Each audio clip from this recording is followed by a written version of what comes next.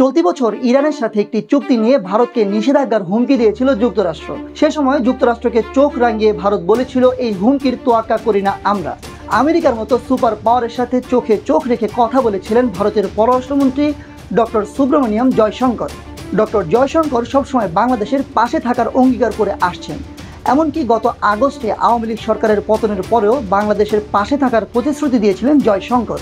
জয়শঙ্কর দেখতে নিতান্তই সাধারণ, স্বভাবে ভদ্র, শার্ট ও ব্লেজার পরিহিত, চোখে চশমা, ধীরে স্থির ও চুপচাপ। মানুষটিকে দেখলে কিন্তু মনে হবে না এই মানুষটি ভারতের বিজেপি সরকার ও দেশটির প্রধানমন্ত্রী মোদীর বৈদেশিক সম্পর্কের প্রধান অস্ত্র। আন্তর্জাতিক সম্পর্কের বিষয়ে যিনি সবসময় ভারত সরকারকে বিভিন্ন উপদেশ ও পথ তৈরি করে দেন। জয়শঙ্কর ভারতের বিষয়ে এতটাই নিখুঁত সিদ্ধান্ত নেন যে বিশ্বের বড় বড় ডিপ্লোম্যাট, মন্ত্রী, আমলারাও তাকে বাহবা দিতে বাধ্য হন।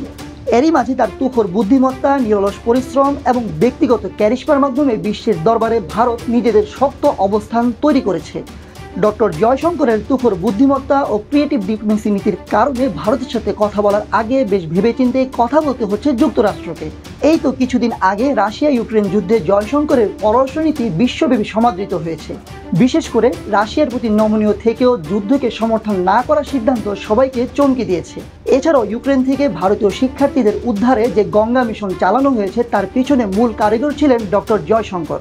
রাশিয়া থেকে ভারত তেল কেনার পরে আমেরিকা যে হুঁশিয়ারি দিয়েছিল, এর বিপরীতে জয়শঙ্কর মার্কিনীদের উদ্দেশ্য করে বলেছিলেন, ভারতকে এভাবে হুঁশিয়ারি দিয়ে দমিয়ে রাখা যাবে না। এছাড়াও এর আগে জয়শঙ্কর প্রতিবেশী চীন ও পাকিস্তানকে কড়া চোখ রাঙানি দেন। চীনকে মুখের উপর বলে দিয়েছিলেন, চীনের সাথে ভারতের সম্পর্ক স্বাভাবিক নয়, শুধুমাত্র সৌজন্যমূলক।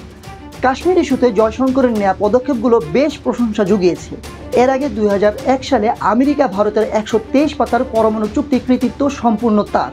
জয়শঙ্কর প্রথম আলোচনায় আসেন 2014 সালে ভারতের বিজেপি সরকার ক্ষমতায় আসার পর। সে সময় তিনি ভারতের পররাষ্ট্র সচিব হিসেবে 2018 সাল পর্যন্ত দায়িত্ব পালন করেন। 2019 সালে তৎকালীন পররাষ্ট্রমন্ত্রী সুষমা স্বরাজের মৃত্যুর পর দেশটির পররাষ্ট্র মন্ত্রণালয়ের দায়িত্ব নেন এস জয়শঙ্কর।